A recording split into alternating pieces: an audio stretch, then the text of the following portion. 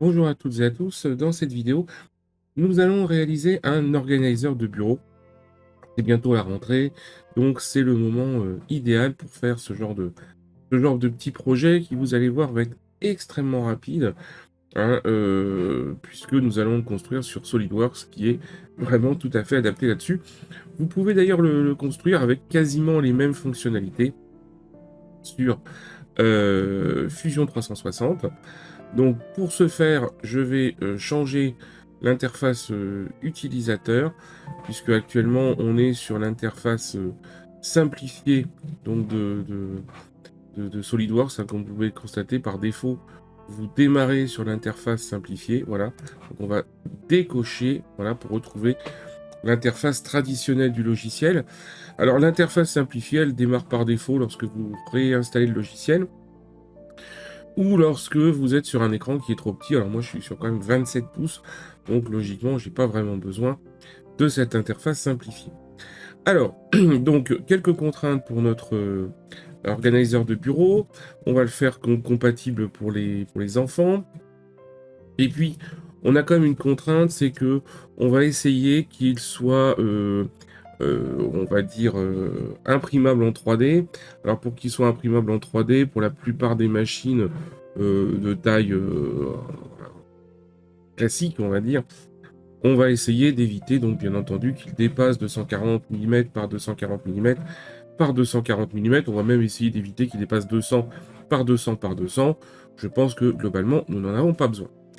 Alors, on va se mettre sur le plan de dessus pour commencer et on va demander donc à SolidWorks de nous construire une esquisse.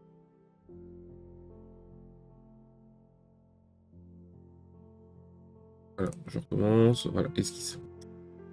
Donc plan de dessus esquisse, ok. Donc là, je vais répartir avec un trait de construction. Je vais répartir mon espace en deux parties. Une partie arrière, donc qui va contenir des grands conteneurs pour les stylos, pour les feutres, pour les ciseaux, etc. Et puis une partie avant qui va contenir des conteneurs bas pour pouvoir y mettre les trombones, la gomme, éventuellement une clé USB si on parle plus d'enfants mais plutôt d'adultes. Voilà, on va essayer ça. Alors pour ce faire, eh ben, tout simplement, je vais aller concevoir donc ici, moi ce que je vous propose, c'est qu'on va faire deux rectangles là et là, identiques. Et puis autour, on va lui mettre des petites oreilles parce que ça sera plus sympa. Donc des petites oreilles rondes pour pouvoir y mettre, par exemple, les, les cartouches de rechange, hein. C'est très à la mode en ce moment, les stylos qui sont rechargeables. Donc on a juste l'intérieur à changer et l'extérieur, on peut le réutiliser. Donc c'est ce genre de petites choses, on va pouvoir les mettre sur les côtés. Et puis sur l'avant, donc comme je disais, on va mettre les gommes et les autres petits outils. Donc pour ce faire, je vais faire un premier rectangle, voilà, ici. Donc ce premier rectangle, alors là, ensuite, je vais me faire une ligne de construction qui va me permettre globalement de ne pas avoir à dessiner la partie droite, hein, on va dessiner que la partie gauche. Là, je vais faire une cotation intelligente. Donc sur la longueur, on va faire quelque chose qui est pas trop long, hein, on va faire aux alentours de 70 mm, déjà pas mal, 70 mm, hein. Donc 70 mm, voilà. Et puis sur la largeur, hein, voilà, on va faire quelque chose qui est beaucoup plus court, genre 50 mm, ce qui sera bien suffisant. Voilà. Alors attention, ce sont des dimensions extérieures, hein. Il faudra donc faire un petit décalage à l'intérieur pour pouvoir mettre l'épaisseur du plastique. D'ailleurs, puisqu'on parle de décalage, ben, je vais faire le décalage tout de suite, hein, on en a parlé, autant en profiter. Donc là, je vais décaler les entités. Donc là, je fais décaler les entités. Je vais sélectionner. Alors là, j'ai la sélection en chaîne, donc ce qui permet de ne pas avoir à me poser de problème. Donc là, on va faire une sélection de 3 mm. Alors 3 mm, là je fais inverser la sélection pour que ça se fasse à l'intérieur. C'est même beaucoup, hein, on va mettre plutôt 2 mm. 3 mm, c'est recommandé en impression 3D lorsque vous utilisez vraiment quelque chose de façon pas mécanique, mais qui soutienne quelque chose. Donc là, globalement, c'est pas pour tenir quelques crayons qu'on va avoir besoin de 3 mm, 2 mm ça suffit. Et si de toute façon vous avez peur que ça tienne pas le coup, bah, il y a une solution qui est très simple, c'est tout simplement d'utiliser du PETG qui sera un peu plus résistant que le PLA. Voilà. On va rajouter donc la petite oreille. Donc pour rajouter la petite oreille, je vais utiliser la fonction arc tangent. Voilà, ici. Donc là, je commence mon arc tangent ici. Il arrive là. Voilà. Tac. Donc là, j'ai bien mon arc qui est réalisé. Alors, il est tangent en haut, il est tangent en bas. Donc logiquement, il ne devrait pas être bleu. Alors, on va regarder pour quelle raison il est bleu. Est-ce qu'il peut se déplacer? Non. Ah non, il est pas bleu. Non, c'est une erreur de ma part. Donc maintenant, il me suffit tout simplement d'aller lui faire lui aussi un petit décalage d'entité dans l'autre sens, bien évidemment. Voilà, toujours de 2 mm et on valide. Voilà, là, vous voyez, il s'est bien positionné, il n'y a pas de problème. Je n'ai absolument pas besoin d'aller remettre évidemment du matériau ici, puisque on en a déjà suffisamment. Alors là, le petit élément ne s'est pas accroché, j'ai l'impression. Donc là, on va regarder quand même. On va prendre le petit point ici. Ça, on va vérifier que c'est bien. Non, ça a l'air d'être correct. Bon, ok, très bien. Voilà. Alors, super. Donc là, on est bien ici. Là, je vais faire un ajustement d'entité pour enlever ça. Voilà, puisque ici, j'en ai pas besoin. Là, idem, un ajustement d'entité pour enlever ça, puisque également, j'en ai pas besoin. Voilà. Je vais me remettre face à mon esquisse. Voilà. Alors là, ici, je vais avoir un truc qui va être un peu plus épais, mais c'est pas très gênant. Hein. On va éventuellement le laisser comme ça. Donc là, ici, je vais donc maintenant faire symétriser les entités. Je vais faire les entités à symétriser, c'est tout ce petit monde. Voilà, symétrie par rapport à lui. On fait bien une copie pour éviter de voir juste un déplacement. Et voilà. Donc c'est bien parce que cette petite ligne centrale va me permettre également, plus épaisse, va me permettre également d'avoir quelque chose d'un peu plus stable. Comme ça, si on le malmène un peu, on n'aura pas de problème. Hop, voilà. Je valide. Là, vous voyez sur votre esquisse, alors elle est sous contrainte évidemment, puisque là, tous ces éléments-là ne sont pas contraints, mais on n'est pas sur une pièce mécanique, hein, donc il n'y a pas besoin d'avoir tout qui est contraint. Et puis, vous voyez avec les différentes nuances de bleu, hein, que ici, on est bien sur des esquisses qui sont fermées, donc il n'y a pas de problème. On va pouvoir s'occuper de la partie de la face avant. Donc sur la face avant, tout simplement, on va faire 2 rectangles. Alors 2 rectangles qui vont être un peu plus épais quand même. Un qui est plus épais que l'autre. Donc là, évidemment, je ne vais pas en faire sur les oreilles. Je vais commencer à partir de là. Donc là, ici, un petit rectangle. Voilà, ici. Voilà, et je vais le pousser jusqu'ici. Voilà. Donc là, cotation intelligente. Donc ici, on va pas mettre 70 mm, mais on va mettre 90 mm. Comme ça va me permettre de pouvoir avoir des outils qui sont un peu plus grands. Visiblement, je suis en train de regarder sur ce que j'ai chez moi. 90 mm, on peut même faire rentrer les petits... Alors, on peut même faire rentrer les petits outils. Ça peut être assez sympa, les tout petits... les tout petits taille crayon, etc. On peut les faire rentrer. Donc il n'y a pas de problème, je vais le faire rentrer sur 90 mm. Et je vais mettre un autre rectangle par son sommet, ici. Voilà, qui va jusque là. Voilà. Il me reste à mettre la dimension en largeur. Alors, vu qu'on est sur des petits outils, il n'y a pas vraiment d'intérêt à faire quelque chose qui est très très large. Si on fait 40 mm d'extérieur, ça sera amplement suffisant. Et encore, je dirais même, allez, peut-être même mettre 35 mm. Voilà. Ça sera suffisant. On n'a absolument pas besoin d'avoir quelque chose de plus grand.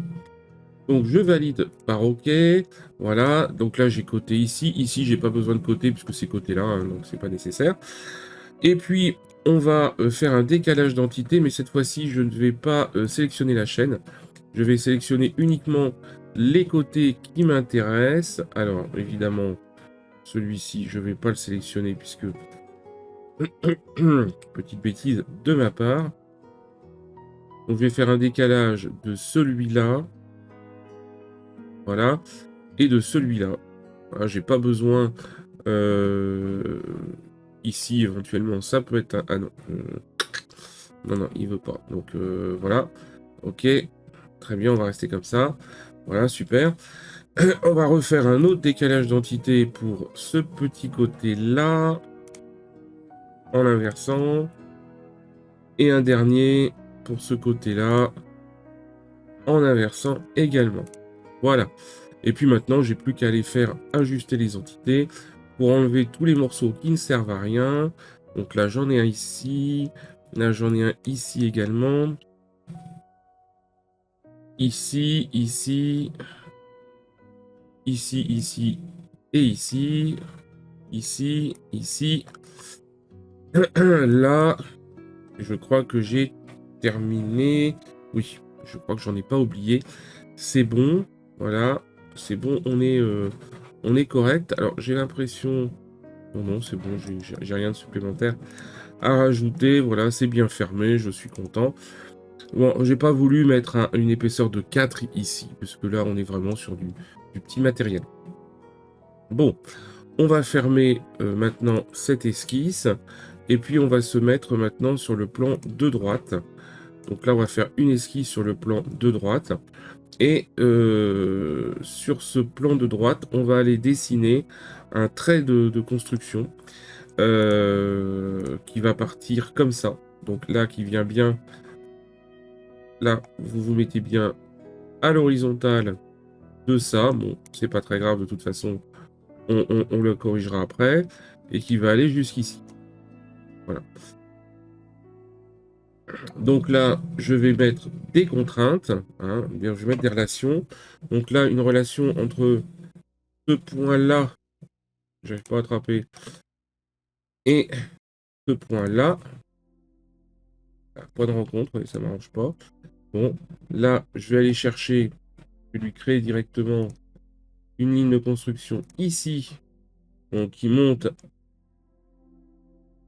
à l'horizontale, à la verticale, pardon, je dis une bêtise. Voilà.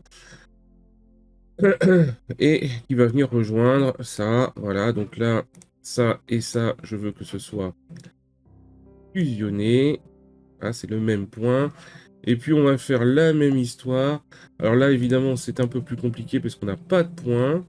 Mais c'est pas grave du tout.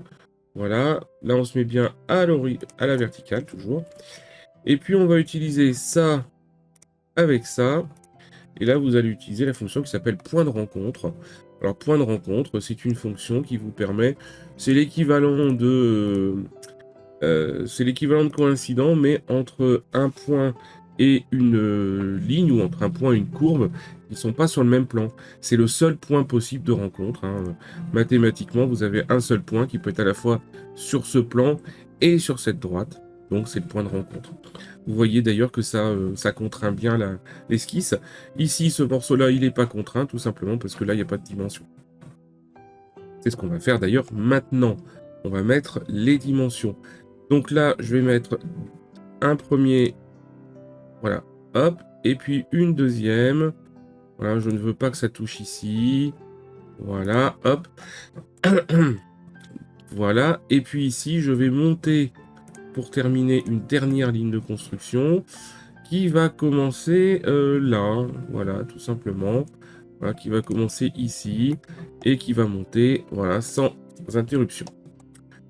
Alors, petite dimension ici, donc là, entre là et là, nous allons mettre... Donc ça va être la hauteur des... ça va être la hauteur des crayons, entre guillemets, les plus hauts qu'on peut accepter. Donc là, on va mettre 80 mm. Voilà, 80 millimètres, ça sert à rien de mettre quelque chose de vraiment trop haut, parce que sinon après vous galérez à aller chercher vos crayons à l'intérieur. Voilà, donc 80 millimètres. Donc lui, évidemment, il faut que je le redescende, puisque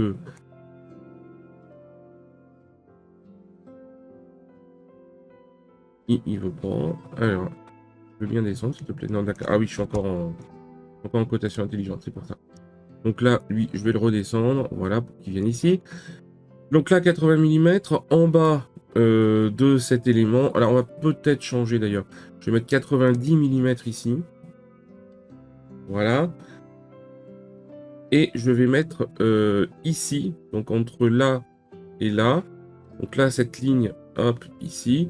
Et là, je vais mettre 80 millimètres en bas. 80 millimètres. Donc ça s'arrêtera pas, évidemment, à 80 millimètres. Ça va s'arrêter aux alentours de 85 millimètres. Voilà. Je vais peut-être mettre même 70 millimètres ici.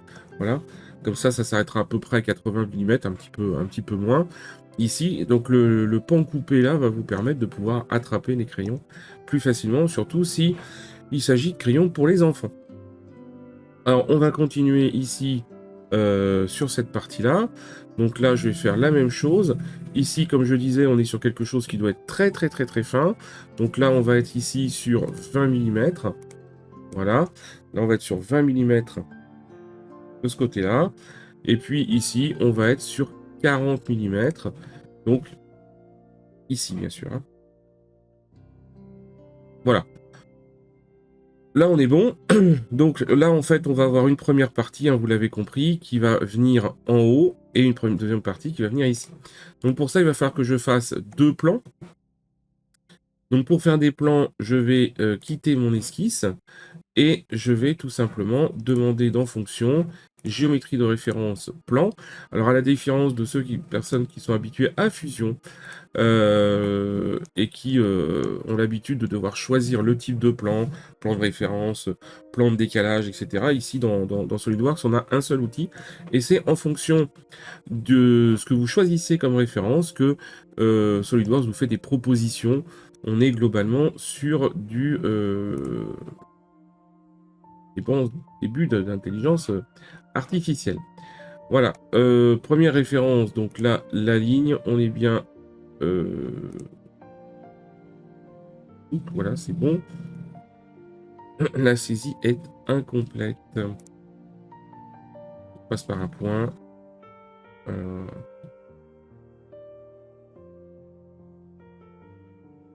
il me l'a trouvé pourtant. Voilà. Donc là, j'ai mis mon plan de droite. Donc je suis bien perpendiculaire à mon plan de droite, coïncident à ça. Voilà, hop. Alors, pour ceux qui ne sont pas habitués, hein, en fait, le fonctionnement des plans dans SolidWorks, c'est un fonctionnement qui est assez proche finalement du dessin vectoriel. Voilà. Hein, donc, si vous êtes habitué en maths à faire du dessin vectoriel, logiquement, vous ne devriez pas avoir de difficultés avec ça. Donc, premier plan, je vais faire le deuxième plan. Donc, deuxième plan, alors là, évidemment, j'avais laissé le premier plan sélectionné. Donc, il a repris depuis là, hop là. Et le deuxième plan, pour le faire, vous voyez, je n'ai pas la contrainte hein, ici. Donc, je vais tout simplement aller chercher le plan de droite. Voilà, je vais le chercher dans l'arbre de conception. Comme ça, j'ai pas besoin. Alors là, j'ai étiré les plans pour que ça soit plus lisible pour la vidéo. Mais c'est évidemment pas nécessaire. Un plan, c'est infini, donc on n'a absolument pas besoin de le faire. Maintenant, qu'est-ce que j'ai besoin de faire? Ben, c'est simple.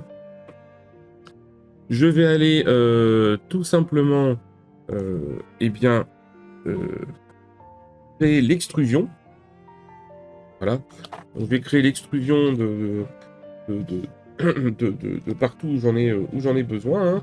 Voilà. Alors, pour créer cette extrusion, eh bien en fait là, ça va à partir de maintenant, ça va être vraiment très simple, hein, puisqu'on veut qu'on a bien préparé le terrain. Donc là, on fait bossage base extrudé. Alors, on va s'occuper, on va aller extruder donc esquisse 2. Alors là, il va calculer tout. Évidemment, il ne voit pas qu'est-ce qu'il faut faire. Donc là, on va lui demander les contours. Donc là, je souhaite faire... Alors là, j'ai un problème de contour, évidemment, puisque c'est... vous voyez, il prend tout le contour. Donc là, il va falloir que je modifie très légèrement mon esquisse. Pour aller lui mettre, tout simplement, ici, là, voilà, 3 lignes, 1 ligne là, voilà, une ligne ici, voilà, et une ligne ici, voilà, pour avoir des éléments qui sont différents. Voilà, hop, je suis reparti. Alors, j'ai l'impression que je les vois pas. Si, c'est bon, je les vois. Tout va bien. Donc là, on revient dessus. Fonction, brossage base extrudé. On va reprendre la fameuse... hop, on va reprendre la fameuse esquisse 2. Voilà, donc là, il va faire une tentative. Voilà. Ici, voilà. Donc là, il a bien fait ce qu'on lui demandait.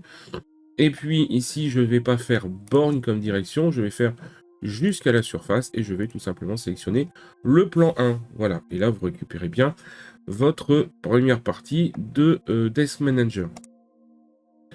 On fait la même chose avec le deuxième. Donc là, vous voyez qu'il y a bien une extrusion qui est bien verticale. Et il s'arrête bien de façon inclinée. On va continuer ensuite à faire un deuxième bossage extrudé. Donc là, sur l'esquisse 3 maintenant. Non, pardon. Non, j'ai fait une bêtise. Pardon, c'est pas l'esquisse 3, c'est l'esquisse... c'est toujours l'esquisse 1, l'esquisse 2, pardon, qui est ici. Voilà, qui est bien intégré donc dans le bossage extrudé, voilà. D'ailleurs, on a bien l'indication pour dire que... Alors, je vais la faire réapparaître. Ah, non. Contour sélectionné, j'en ai pas. Alors, on va annuler ça. Je vais la faire réapparaître, mon esquisse. Voilà. D'ailleurs, vous avez la petite indication pour dire, vous voyez, qu'elle n'a pas été utilisée dans sa totalité. Elle a été utilisée que partiellement. Donc là, contour sélectionné. Maintenant, je vais prendre les contours du bas. Il n'y en a qu'un. Donc, j'ai pas de problème. Et là encore, jusqu'à la surface, si ce n'est que cette fois-ci, la surface que je vais sélectionner, c'est pas la même. Ça va être celle-là. Voilà. Donc jusqu'à la surface. Ah, c'est pas celui-là, pardon. Donc jusqu'à la surface. Borgne, on regarde ce que ça marche. Jusqu'à la surface. Et, eh bien, cette surface-là. Voilà. Alors faites attention, si vous prenez non pas ça, mais ça, comme j'ai fait tout à l'heure, l'ensemble va se pencher. Alors ça peut être une solution intéressante pour d'autres usages, mais pas pour le nôtre actuellement. Voilà, j'ai validé, hop là, j'ai plus besoin, alors je vais masquer les esquisses qui ne me servent plus, genre celle-là, et celle-là, non, bah non, évidemment j'en ai plus, voilà. Donc j'ai une esquisse ici qui traîne là, je vais l'enlever, et je vais masquer les deux plans, puisqu'en fait pour l'instant ils ne sont plus utiles. Voilà, donc là j'ai bien mon Desk Manager, il est quasiment terminé. Alors qu'est-ce qu'il va nous rester à faire? Bah évidemment des petits congés partout. Donc là, on va mettre les petits congés. Et bien sûr, il n'y a pas de fond, hein, donc il va falloir créer un fond. Alors pour créer un fond, c'est pas compliqué. Je remets encore une fois mon esquisse en action. Voilà, elle est bien apparente. Oui, elle est bien apparente. Bossage base extrudé. Alors, et là, on va prendre tout. C'est là qu'il faut faire attention. On prend tout. Alors, ce que je vous conseille, c'est de commencer par prendre les petites parties et ensuite les grandes. Parce que comme ça, vous vous en rendrez plus facilement compte qu'il vous manque une partie. Voilà. Donc là, j'ai pris la totalité. Je valide. Je pense à bien fusionner le résultat si je veux que mon impression de 3D, elle soit bien en une partie et pas en plusieurs morceaux. Là, je ne fais pas jusqu'à la surface, je vais faire borgne. Attention, pas vers le haut, mais vers le bas. 10 mm, c'est beaucoup trop gros. On va mettre 3 mm. Ça sera amplement suffisant. Voilà. Alors là, ensuite, on fait congé. Voilà. On va mettre des petits congés, alors qui sont pas très gros. On va mettre des congés de 0,5 mm. Ça sera bien suffisant. Et là, on va mettre des congés absolument partout. Hein, puisqu'il ne faut pas oublier qu'on travaille aussi pour le confort et on travaille aussi également pour les enfants. Et donc, évidemment, toutes les parties saillantes, etc. D'une part, ça peut être dangereux. D'autre part, ça va casser plus facilement.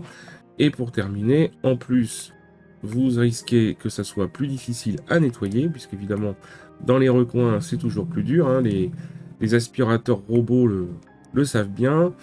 Et puis, dernier effet qui se coule, c'est qu'en plus, si vous faites des éléments avec des congés, et bien sur beaucoup d'imprimantes 3D, ça va aller plus vite. Parce que la tête a d'interruptions à faire. Voilà. Alors après, je vous cache pas qu'avec juste 0,5 mm, l'imprimante 3D va pas gagner des dizaines de minutes, hein. Voilà. Hop, ici. Là, j'ai pas besoin d'en faire puisque globalement, je suis sur un arrondi, hein. J'étais déjà bien tangent, donc pas de problème. Voilà. Là, on n'oublie pas qu'il faut faire un congé également à l'intérieur.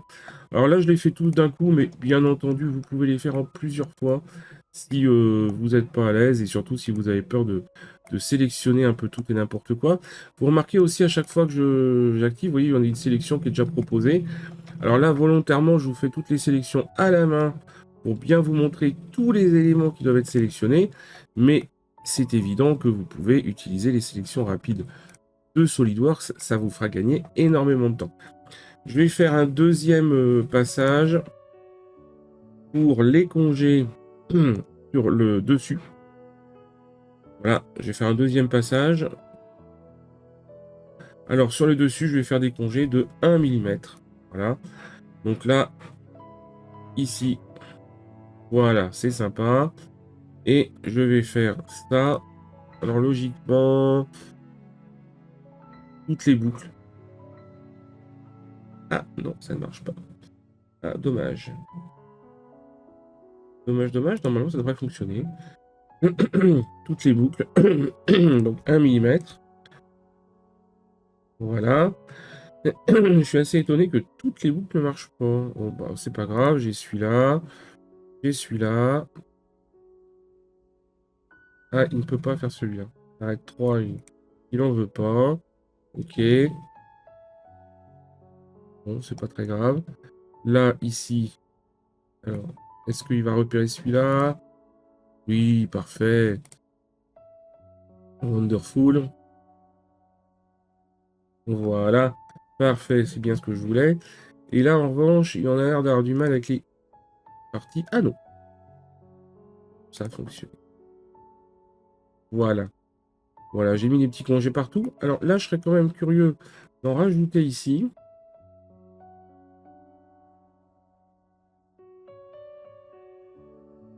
Voilà, d'en rajouter ici. Parfait. Et voilà. Voilà, il y a les petits congés partout, tout est sécurisé, il n'y a pas de problème.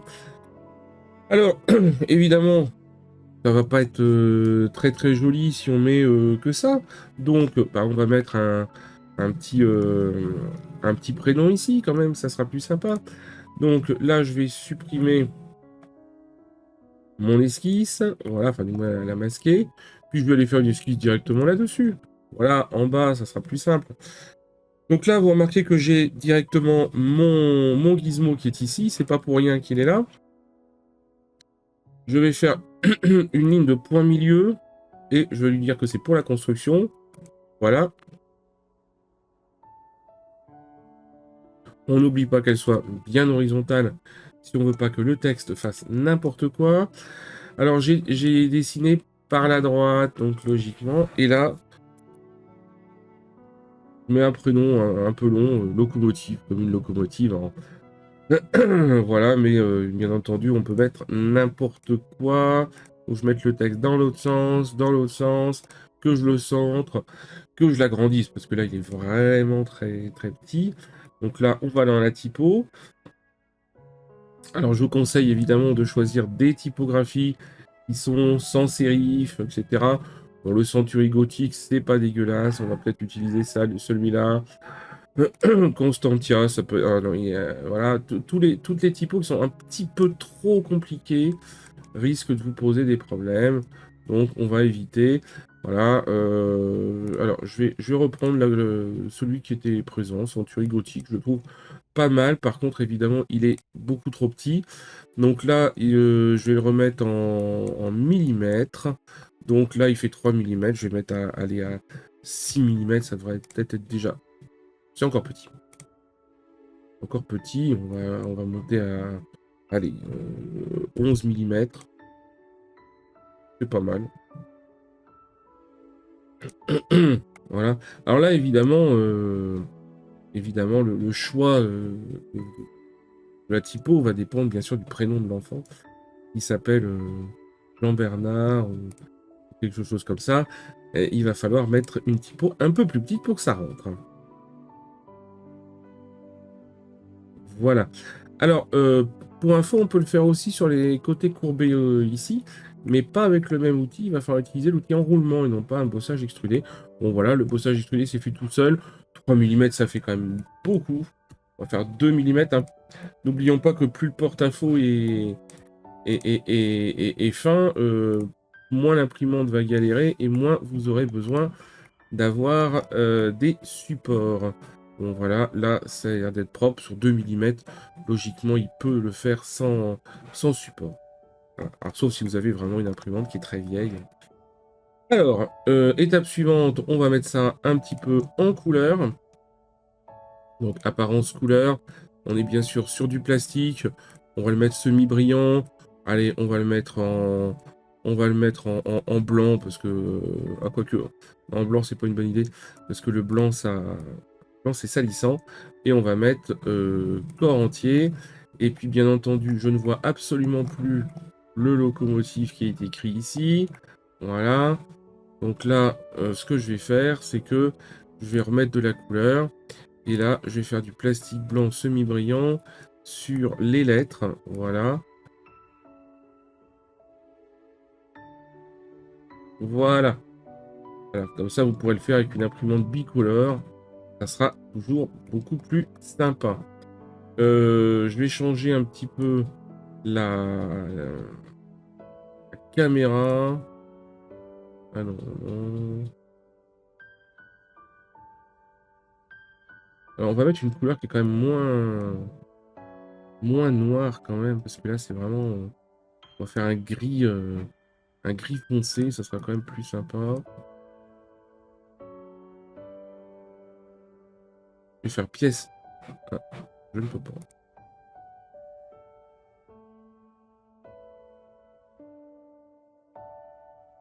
Je pense que l'apparence doit déjà être... Ah oui.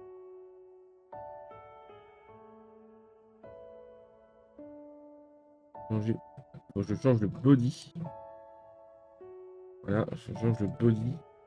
Et que je le mette beaucoup plus clair. Voilà. Voilà. Bon, l'apparence, elle est pas terrible. On va éventuellement la rechanger. Et on va remettre un truc quand même beaucoup plus simple. Voilà. Tac.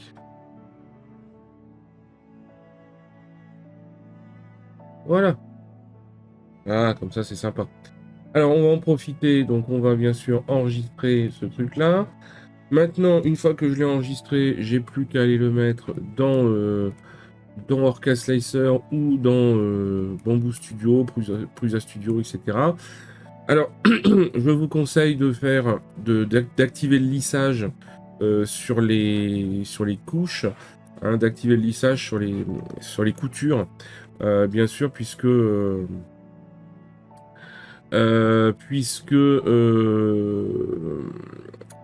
ça risque de...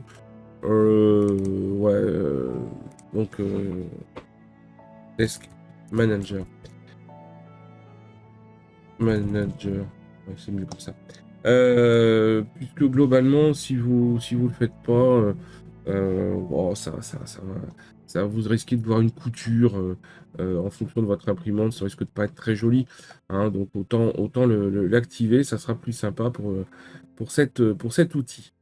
Voilà, une fois que j'ai terminé ça, j'ai plus qu'à aller prendre enregistrer sous pour l'enregistrer au format 3MF ou en format OBJ, hein, puisque beaucoup de logiciels récents sont capables maintenant de prendre ce format-là, donc on va le prendre, ou alors le 3MF. Bon voilà, j'ai attrapé le 3MF en premier, voilà, hop, ici, j'attrape le 3MF, voilà.